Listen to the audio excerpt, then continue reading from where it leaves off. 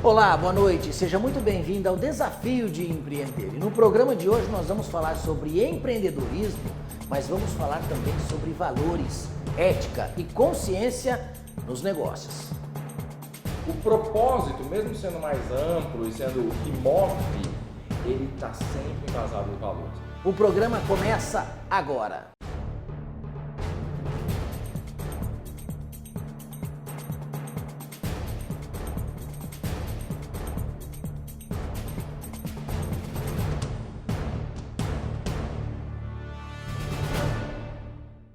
Desafio de Empreender. E hoje nós estamos aqui com o amigo Fernando Lucas, que é empreendedor, filósofo, escritor, já foi candidato.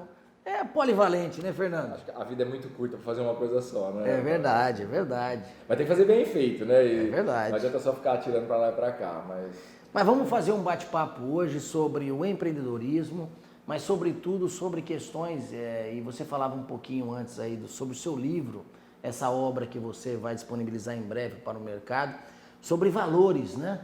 E isso hoje está tão ascendente, está tão sendo questionado esses pontos na nossa sociedade, né? Não só quando falamos de política, mas valores é família, é negócios, é em tudo, né?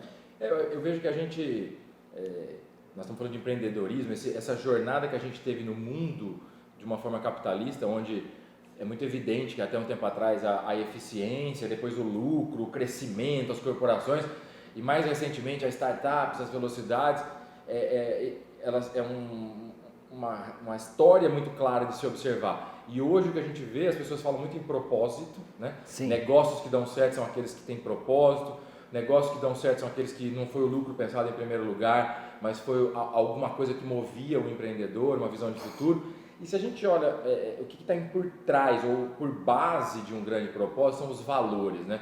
É verdade. A gente vê a longevidade das empresas, as empresas familiares ou as corporações, aquelas que são mais longevas, elas sempre têm como pano de fundo que elas conseguiram manter os valores. Sem Porque a dúvida. missão ela pode alterar de acordo com a circunstância, o tempo, a oportunidade, o mercado. O propósito, mesmo sendo mais amplo e sendo o que move, ele está sempre embasado em valores. E a gente tem visto hoje o consumidor mais preocupado com questões ambientais, o consumidor preocupado com questões mais sociais, e como você bem falou, não é na relação consumo, mas é na relação familiar, é na relação política, coletivo, cidadania. A gente vive uma grande crise de valores, né? É verdade. E como da palavra crise chinesa, crise e oportunidade é a mesma coisa, eu gosto sempre de vender lenço e não de chorar. Sem dúvida. E eu vejo nesse caminho, assim, nós estamos entrando numa nova era, uma era onde os valores prosperam, uma era onde fazer as coisas direito, bem feito, sem ferir a ninguém, garante sobrevivência, garante lucro, garante tranquilidade, garante paz e garante que os propósitos são atingidos. Hoje se fala muito de direitos, mas eu costumo dizer o seguinte: todos têm direitos, mas não se esqueçam, temos obrigações. O nosso direito vai até o limite onde começa o do outro. E assim, por consequente, a gente se forma uma sociedade mais justa, mais solidária, mais tolerante, né? Afinal de contas, a gente vive num mundo onde qualquer pequeno gesto, afirmação e discussão pode se tornar um motivo de discussão, né? Vivemos uma guerra ideológica, né? A gente está vendo as movimentações que o país vive, mas, de fato, nós dependemos de que cada um faça uma análise. Afinal de contas, o que nós podemos mudar só... O que eu mudo é o Cauel. Exato. Né? Só muda de dentro para fora. E isso é legal essa tua colocação, porque, de fato, a gente vive num Estado democrático de direito, né? Sim. A gente vive no democrático, ou seja, democracia, o poder emana do povo. Estado democrático, é um Estado. Então, parte do pressuposto que tem ali uma divisão de língua, cultura e fronteira. Né? E de direito, ou seja, as leis que regem. Meu pai me ensinou muito cedo que o nosso direito, eu não pensava em direito como leis, mas assim, o nosso direito vai até onde começa do vizinho, né? Então não Verdade. ultrapassa o muro do vizinho. Acho que isso mais do que direito é um valor. Sem dúvida. É um valor fundamental, onde tudo que você for atrapalhar o outro, causar mal ao outro ou gerar um desconforto qualquer, você não deveria fazer, né? É verdade. E aí tem gente que fala assim, tá, mas essa lei ou essa condição é injusta. Tudo bem, mas dentro do Estado Democrático de Direito, você tem o direito de mudar as leis, né? Perfeito. Seja através de escolher melhores representantes, seja através de sabedoria popular, seja através de manifestação, seja através de projeto de lei, seja através de lobby legal. A questão é exercer a nossa cidadania, né? E saber de fato que se a gente fizer só o que a gente esperaria que o outro fizesse para nós, eu não teria crise, não teria briga, não teria fake news, não teria nada disso, né? A gente fica, sem dúvida. É muito triste de ver quando as pessoas perdem um tempão reclamando dos outros, reclamando do governo, reclamando da política, reclamando e defendendo ideologias. Agora eu vejo muita gente hoje em palanques dizendo verdades, afirmações, às vezes acusações, e a gente vive um momento até triste nesse aspecto, mas sem lembrar que as palavras movem, mas os exemplos arrastam. Exatamente. Então acho que essa questão que você fala dos valores são muito importantes, né? Muita gente com bandeira nas ruas, e eu sou favorável Claro. a Lava Jato e tudo isso, todo esse movimento, mas não pode a gente criticar o corrupto e depois estacionar na vaga do idoso. Exato, fazer coisa ou de desse não tipo, pagar né? imposto, ou de subornar o guarda, ou de as pequenas coisas, sabe? As pequenas mentiras, as pequenas atitudes, ou dar uma propina, nós estamos falando da Lava Jato, da corrupção no nível governamental, mas o empresário, o empreendedor está dando propina para um comprador, está pagando uma festinha, está dando um dinheiro indireto, então assim, está falando do que do outro, né? Sem dúvida. Então, é entender que a solução vem de dentro, então é exatamente por aí, né? Não dá para resolver o problema do mundo se não resolver o problema da família, não resolver o problema individual, interior.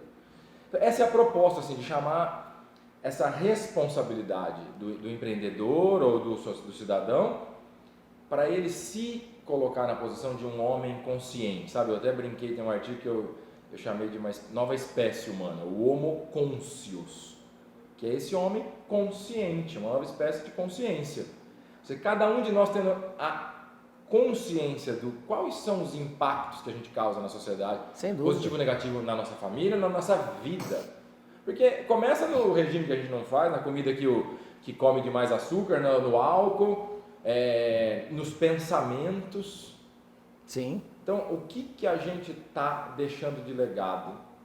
E como que as nossas ações e omissões causam um ambiente...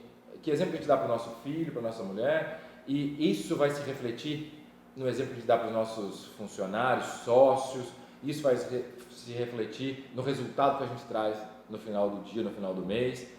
E então acho que essa discussão é muito rica, porque mais do que um propósito com que valores você vai buscar esse propósito, com que consciência você vai se preparar para subir degraus nessa escada da consciência, do autoconhecimento, e que esse subir degraus na escada do autoconhecimento, do elevar da consciência individual, vai te colocar invariavelmente, querendo ou não, numa jornada, num caminho da integridade.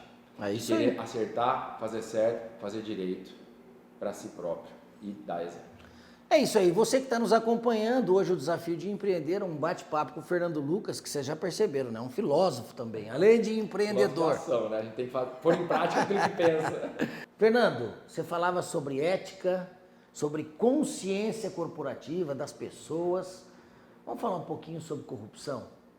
Só na política ou em todas as camadas? Inclusive, nós temos que combater a corrupção, inclusive nas pessoas, né? As pequenas. Eu vejo que a corrupção na política ela não é a causa, ela é a consequência de uma sociedade ainda doente. Não vou chamar a sociedade corrupta, porque a corrupção é uma doença de caráter, é uma doença de desvio de conduta, é uma doença de desrespeito, porque quem rouba ou corrompe causas públicas ou privadas, ela está lesando o outro, lesando a sociedade. Sem dúvida. Isso é, no mínimo, doença, em mais alto grau, falta de consciência, porque quanto mais elevada a cultura, a educação de um povo, não que se eliminou a corrupção, mas a gente olha países onde tem maior nível de felicidade, também onde tem maior nível de confiança entre as pessoas, e também onde tem menor nível de corrupção. É verdade. Então, eu escrevi um artigo esses dias sobre integridade na educação. A gente devia estar menos preocupado em educar, estudar matemática, português, devia ensinar as crianças a aprender, a pesquisar e ensinar valores. E aí, assim, pega o livro do Pinóquio e ensina que mentir não dá certo. Porque a corrupção nasce nas casas. Você, assim como eu, teve essa oportunidade de se colocar como candidato e aprender com isso. O que mais me espantou na minha experiência, eu nunca falei isso em público, ou gravando, né? Falei em público, mas não, foi a corrupção da população. A quantidade de vezes que você fazia um discurso de renovação, de melhoria, de mudança de valores, de seriedade, de gestão, e aí no final das contas as pessoas vinham e falam assim, olha, tem uma listinha aqui, eu voto em você, mas você vai comprar o tijolo, pagar o churrasco, comprar cerveja, comprar roupa. E eu falava assim, senhora, você não entendeu nada? A senhora não ouviu o que eu falei? E teve uma vez uma senhorinha, com todo respeito, que falou para mim, eu falei, senhora, a senhora não entendeu o que eu falei, assim, depois a senhora vai ficar reclamando 4 anos, tem que fazer passeata, precisa escolher gente boa, gente honesta, gente que queira viver para a política e não da política. Aí sabe o que ela me respondeu? Na periferia, ali tem uma senhorinha, ela falou assim, então você é trouxa, você não vai ganhar a eleição. Aí eu fiquei olhando para ela e falei assim, Deus a escute, porque se for para ganhar a eleição, assim eu prefiro não ganhar. E assim aconteceu. Aprendi, tive muita gente que me apoiou, tive muito voto, assim como você. Mas é isso, a corrupção ela é endêmica, ela nasce de dentro, ela brota da sociedade. E aí essa sociedade doente, corrupta e com baixa consciência, elege gente que a representa. Perfeito. Agora, graças a Deus as coisas estão melhorando, as coisas estão mudando, as coisas estão avançando. E é o elevar de consciência das pessoas, a busca de valores de integridade, que vai dando mais consciência no individual, no coletivo, e a gente vai elegendo gente melhor. A gente vai cobrando melhor, a gente vai... É isso, quer resolver a corrupção pública, resolve a corrupção dentro de si, dentro de casa, na família, na comunidade, e aí chega na cidade, chega no estado, chega no federal. Tivemos um exemplo, não me lembro se é meses ou anos atrás, quando tivemos aquela greve da polícia no estado do Espírito Santo. E a gente viu o que deu, né? As pessoas comuns saqueando. Então, percebe que tem tudo a ver, o limite, né? A pessoa fazer essa autoavaliação e lembrar. A gente vê, às vezes, um acidente na rua, um caminhão tomba, se ele está cheio de cerveja, em vez de muitas pessoas estiverem preocupadas com o motorista, com a vítima, vão lá saquear as latinhas de cerveja e outras coisas mais. Então, eu entendo perfeitamente que o Brasil precisa, de fato, ser passado a limpo, mas cada um de nós precisa fazer essa avaliação introspectiva e ver se realmente nós estamos no caminho certo. E corrigir as rotas, né, Fernando? Eu acho que é bem por aí. E aí, indivíduos que têm... Todo mundo tem a capacidade de liderança em algum ambiente, seja familiar, religioso, no clube, no time de futebol, no grupo de amigos. Acho que cabe a cada um de nós que começa a ter essa consciência fazer o nosso papel de liderança. E aí o papel dos empreendedores tem muita importância, porque os empreendedores, além dos seus funcionários, parceiros e clientes, eles podem, com essa atitude empreendedora, baseada em integridade, em consciência, transforma multidões. Sem dúvida. Acho que é uma mudança. Assim como todos nós, como empresários, como os políticos também têm que responder, se um juiz ou alguém que faz parte do judiciário errar, ele também tem que responder. Claro. Todos nós temos ações e cada ação deve ter uma reação. Ninguém pode estar acima da lei, né? Sem dúvida. Eu acho que como você falou bem, assim, o Brasil tem que ser passado a limpo. Eu não vejo que é mudança que o Brasil precisa. Eu não vejo que a gente precisa reescrever a história do Brasil. Não dá para fazer melhoria. O erro que nós estamos cometendo, na minha opinião, é essa. E o governo do atual presidente está fazendo o seu melhor, conseguiu aprovar algumas coisas. Tamanha era a bagunça e tamanhas dificuldades que tudo bem, está certo. Mas na prática, o que eu vejo é que nós precisamos reescrever tudo de novo. Porque essas melhorias, elas vão consertando, é como se a gente estivesse dando Neosaldina para dor de cabeça ou remédio para febre para quem tem câncer. Nosso problema é câncer. Hoje, e não adianta a gente fazer quimioterapia, porque a gente vai ficar mais doente ainda. A gente tem que fazer uma mudança de estilo de vida, mudar o jeito de se alimentar, mudar o jeito de se comportar, o que pensa e o que faz. Então, é uma mudança estrutural que vai mudar todas essas questões. E essa questão que você bem colocou do judiciário, Em 2014, 2010 e 2008, eu tenho isso documentado. Eu pus como proposta do Instituto Acordem e Progresso, que eu ajudei a criar, depois como candidato a deputado, depois como candidato a senador. Minha proposta número 1 nessas etapas era: a gente tem que mudar a regra de nomeação de ministro do STF. E alguém lá atrás, vamos ser candidato a deputado, não tem nada a ver com isso. Essa pauta, eu estou defendendo ela há mais de 10 anos. E não porque eu seja mais inteligente que ninguém, não, mas é uma pauta que é o seguinte: se a democracia é baseada em 3 poderes, uma federação republicana que nós temos no Brasil, né? República Federativa do Brasil. A república é baseada em 3 poderes: executivo, legislativo e judiciário.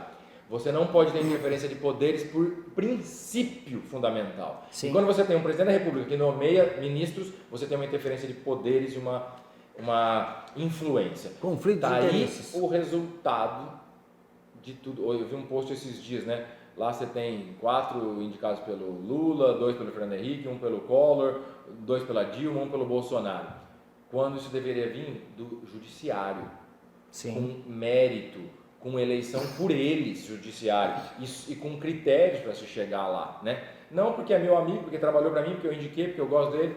Então, há uma interferência de poderes e que de cima da Corte Suprema já vem assim, e o que vem de corrupção, que a gente falou agora há pouco, da base da sociedade, você tem hoje, é sabido isso, que nas comunidades e no crime organizado, o crime organizado hoje forma policiais, forma juízes. Sim. Então é o seguinte: ou a gente muda radicalmente, ou a gente vai sempre lamentar e sofrer as consequências da nossa omissão. Temos um longo caminho pela frente, é isso aí. Vamos continuar acreditando no nosso Brasil, mas o desafio é grande. Fernando, foi um prazer falar contigo. Te agradeço muito pela sucesso, oportunidade, viu? para nós todos, e vamos aí fazer a nossa parte e ajudar a construir ambiente melhor de negócio, social, e como você bem colocou, mudando a si próprio é que a gente pode mudar o mundo. Muito é isso aí. Pela oportunidade. Opa! Um abraço, sucesso nos novos desafios, no livro, que era um livro autografado aí. Quando for lançado, começo do ano que vem ainda, certamente. Então tá jóia. O nosso programa fica por aqui. Um ótimo sábado, um excelente final de semana. Fiquem com Deus.